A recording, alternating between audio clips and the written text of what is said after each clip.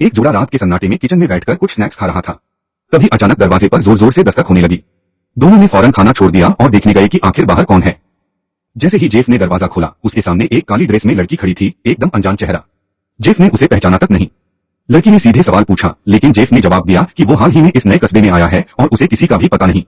लड़की वहां से जाने को तैयार नहीं थी, तो डेजी ने कहा, हम अब सोने जा रहे हैं। लड़की थोड़े अफसोस के साथ पलटी और वहां से चली गई। लेकिन जेफ को कुछ बहुत अजीब लगा।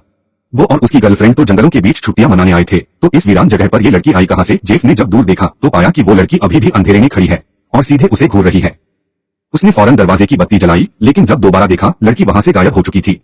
उसे लगा शायद अब वो सच में चली गई है, तो दोनों फिर से लिविंग रूम में आकर सोफे पर टीवी देखने लगे।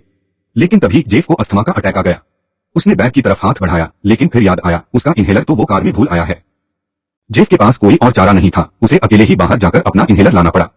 लेकिन उसे क्या पता था, उसकी थोड़ी सी गैरमौजूदगी डेजी को जिंदगी भर का एक डरावना ख्वाब दे जाएगी। जेफ के जाने के बाद डेजी घर में बोर हो रही थी। वो अपनी एक दोस्त से वीडियो कॉल पर बातें कर रही थी और दोनों हंसते मुस्कुराते बातें कर रहे थे। तभी घर के बाहर किसी भारी चीज के गिरने की आवाज आई। डेजी को लगा शायद जेफ वापस आ गया है। उसने फोन टेबल पर रखा और दरवाजे की ओर बढ़ गई। लेकिन जैसे जैसे वो दरवाजे के करीब पहुंची, उसे एहसास हुआ कि ये दस्तक बहुत तेज और गुस्से भरी थी, ऐसी बिल्कुल नहीं जैसी जेफ की होती है। अब उसे कुछ गड़बड़ लगने लगा। उसने जोर से पूछा, कौन है बाहर? लेकिन कोई जवाब नहीं आया। फिजा में एक अजीब सा बोझलपन भर गया था।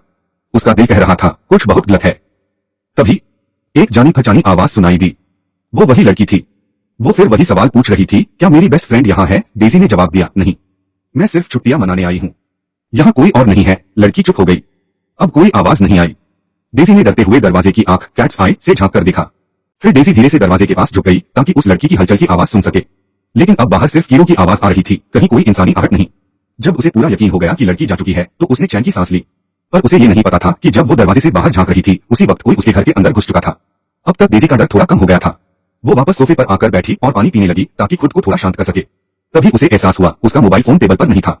वो थोड़ी उलझन में पड़ गई। चारों ओर नजर दौड़ाई।